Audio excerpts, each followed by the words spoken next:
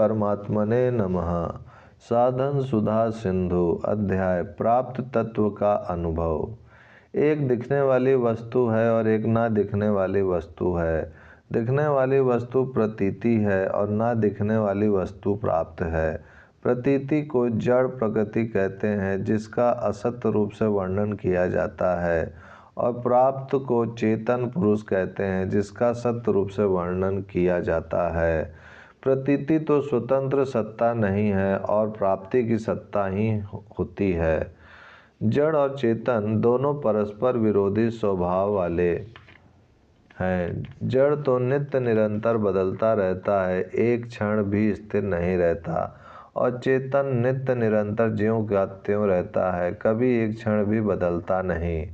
जैसे रात और दिन का कभी परस्पर संयोग नहीं हो सकता, ऐसे ही जड़ और चेतन का भी कभी परस्पर संयोग नहीं हो सकता। परंतु गीता में आया है कि संपूर्ण प्राणी जड़ चेतन के संयोग से पैदा होते हैं। इसका तात्पर्य यह है कि चेतन ही जड़ के साथ अपना संयोग मानता है, अर्थात जड़ चेतन का संयोग केवल चेतन की मान्यता है, वास्तव में है नहीं। जीव भूताम महाबाहो, इसे माने हुए संयोग को छोड़ने की जिम्मेवारी भी चेतन पर ही है, क्योंकि इसने ही जड़ को पकड़ा है। जब चेतन जड़ के साथ अपना संबंध मान लेता है, तब तदात्म रूप अहम पैदा होता है। यह अहम न केवल चेतन में है और न केवल जड़ में है, प्रत्यतु जड़ चेतन के माने हुए संयोग चित्तजड़ ग्रंथि में है। यह अहम ही संसार बंधन का मूल कारण है।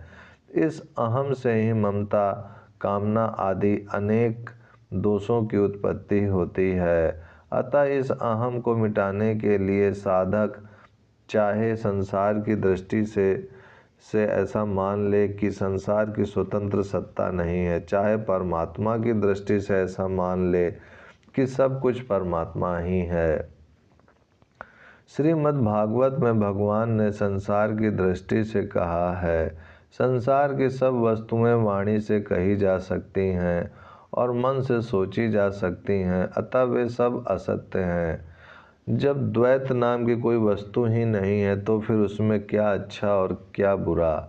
परमात्मा की दृष्टि से कहा है, मन से, वाणी से, दृष्टि से तथा अन्य इंद्रियों से जो कुछ ग्रहण किया जाता है, वह सब मैं ही हूँ, अतः मेरे सिवाय दूसरा कुछ भी नहीं है।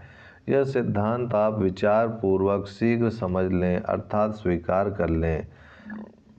ग्रहण उसी का किया जाता है जिसकी सत्ता हो। संसार की स्वतंत्र सत्ता ही नहीं है, वह एक क्षण भी नहीं ठहरता, फिर वह ग्रहण में आ ही कैसे सकता है। चेतन से चेतन का ही ग्रहण होता है, स्वयं आत्मा चेतन है, अतः वह चेतन परमात्म तत्व को ही ग्रहण करता है, जड़ को नहीं।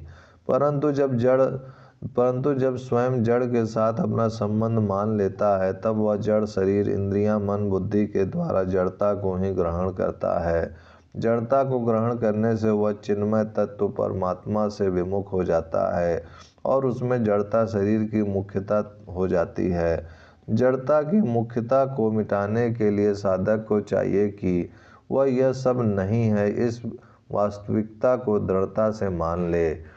ऐसा मानने से ही उसका जड़ता से संबंध विच्छेद हो जाएगा। तात्पर्य है कि उसके द्वारा जड़ता का ग्रहण नहीं होगा, प्रत्यतु परमात्मा का ही ग्रहण होगा।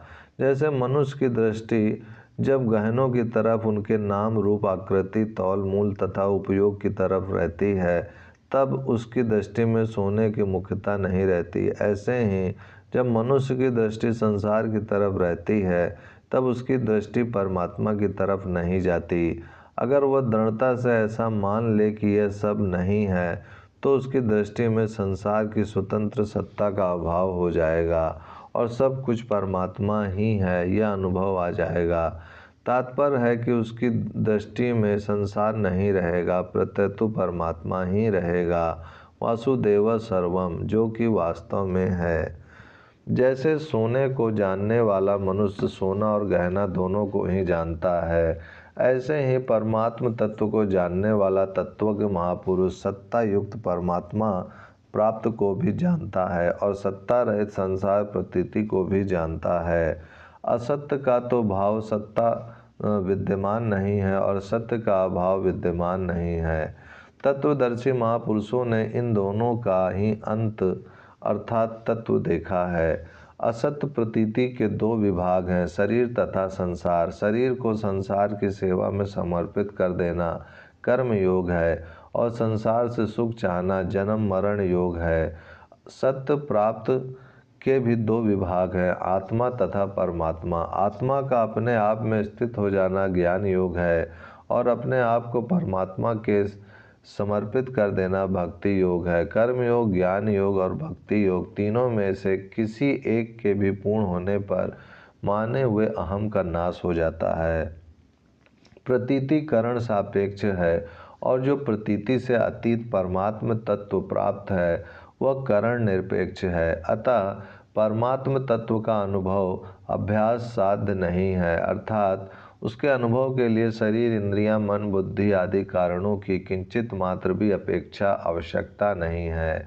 इनकी आवश्यकता केवल संसार के लिए है, अपने लिए नहीं। अभ्यास से केवल अवस्था का परिवर्तन तथा एक नई अवस्था का निर्माण होता है।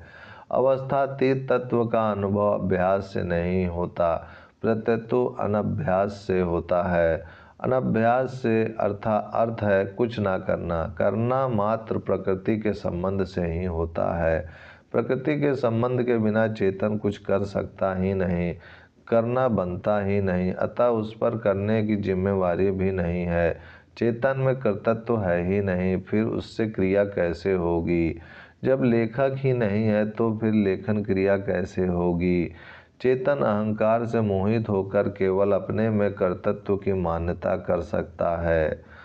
वास्तव में वह न करता है, न भोगता है, न करोति न लिप्यते। अतः तत्व का अनुभव करने के लिए क्रिया और पदार्थों को महत्व देना महान अज्ञान है। क्रिया और पदार्थ का उपयोग संसार के हित के लिए है, अपने हित के लिए तो इनसे सर्वथा असंग उपराम होना है। तत्व का अनुभव प्रतीति के द्वारा नहीं होता, प्रत्यतु प्रतीति के त्याग संबंध विच्छेद से होता है, कारण कि प्रतीति का आश्रय ही बांधने वाला है। प्रतीति का आश्रय सहायता लिए बिना अभ्यास नहीं होता। जिसका आश्रय लिया जाएगा उसका त्याग कैसे होगा? उसका तो महत्व ही बढ़ेगा। इसलिए तत्व को अभ्यास साध मानने से एक बड़ी हानि यह होती है कि जिससे बंधन होता है उसी को मनुष्य तत्व प्राप्ति में सहायक मान लेता है और उसकी महत्ता तथा आवश्यकता का अनुभव करता है। अतः अभ्यास से बंधन अथवा प्रतीति की पराधीनता ज्यों की त्यों सुरक्षित रहती है, जिसके कारण प्रतीति का त्याग करना बड़ा कठिन होता है। जैसे बेड़ी चाहे लोहे की हो अथवा सोने की, बंधन में कोई फर्क नहीं पड़ता। फर्क पड़ता है तो केवल इतना ही पड़ता है कि लोहे की बेड़ी का त्याग करना तो सुगम होता है, पर सोने की बेड़ी का त्याग करना बड़ा कठिन होता है, क्योंकि अंतःकरण में सोने का महत्व है। स्वयं स्वरूप के सामने एक तो प्रतीति संसार है और एक प्राप्त परमात्मा है। प्रतीति के सम्मुख होना बंधन है और प्राप्त के सम्मुख होना मुक्ति है। वास्तविक दृष्टि से देखा जाए तो मुक्ति का अभाव कभी हुआ नहीं है, नहीं होगा नहीं और हो सकता नहीं। प्राप्त की सत्ता न मानकर प्रतीति की सत्ता मानना ही बंधन है और प्रतीति की सत्ता न मानकर प्राप्ति की सत्ता का अनुभव करना ही मुक्ति है। अतः बंधन और मोक्ष केवल मान्यता में ही है, स्वरूप में नहीं। प्रश्न, जो प्राप्त है वह परमात्म तत्व नहीं दिखता और जो प्रतीति है वह संसार दिखता है, इसका क्या कारण है? उत्तर, जैसे शरीर का मुख्य आधार हड्डी है पर वह दिखती नहीं, जो मुख्य आधार नहीं है वह चमड़ी दिखती है, जिसमें ताकत है वह चीज़ दिखती नहीं और जो चीज़ दिखती है उसमें ताकत नहीं। ऐसे ही परमात्मा संसार के मुख्य आधार हैं पर वे नहीं दिखते, प्रत्यतु संसार दिखता है। जो वास्तव में है वह दिखता नहीं और जो दिखता है वह वास्तव में है नहीं। जैसे हड्डी पिता के अंश से और चमड़ी माता के अंश से उत्पन्न होती है, अतः शरीर माता पिता का अंश है, परंतु शरीर में न माता दिखती है न पिता दिखता है। ऐसे ही संसार प्रकृति और परमात्मा के संयोग से उत्पन्न होता है, परंतु संसार में न प्रकृति दिखती है न परमात्मा दिखते हैं, प्रत्यतु केवल प्रकृति का कार्य दिखता है। शरीर में गले से ऊपर की भाग को उत्तमांग कहते हैं, क्योंकि श्रोत्र, त्वचा, नेत्र, रसना और घ्राण ये पांचों ज्ञान इंद्रियां उसमें स्थित हैं। उत्तमांग में भी मुख प्रधान है, क्योंकि रसना ज्ञान इंद्रिय और वाक कर्म इंद्रिय ये दोनों इंद्रियों का मुख में स्थित है। शरीर के अन्य किसी भी अंग में दो इंद्रियां एक साथ स्थित नहीं हैं। हड्डी भी मुख में ही दांत रूप से दिखाई देती है। ऐसे ही संसार में जीवन मुक्त तत्वज्ञ महापुरुषों को भी मुख के समान जानना चाहिए। मुख प्राय बंद रहता है, पर विशेष प्रसन्न होने से मुख खुल जाता है और उसमें दांत दिखने लग जाते हैं। ऐसे ही जिज्ञासु के सामने आने पर वे महापुरुष विशेष प्रसन्न हो जाते हैं, तो परमात्म तत्व का बोध प्रकट हो जाता है। जैसे बछड़ा सामने आ जाए तो गाय के स्तनों में दूध आ जाता है, ऐसे ही जिज्ञासु सामने आ जाए तो उस महापुरुष की कृपा उमड़ पड़ती है। जिज्ञासु अपनी जिज्ञासा के अनुसार जितना ज्ञान ले सकता है उतना ले लेता है। ओम शांति शांति शांति।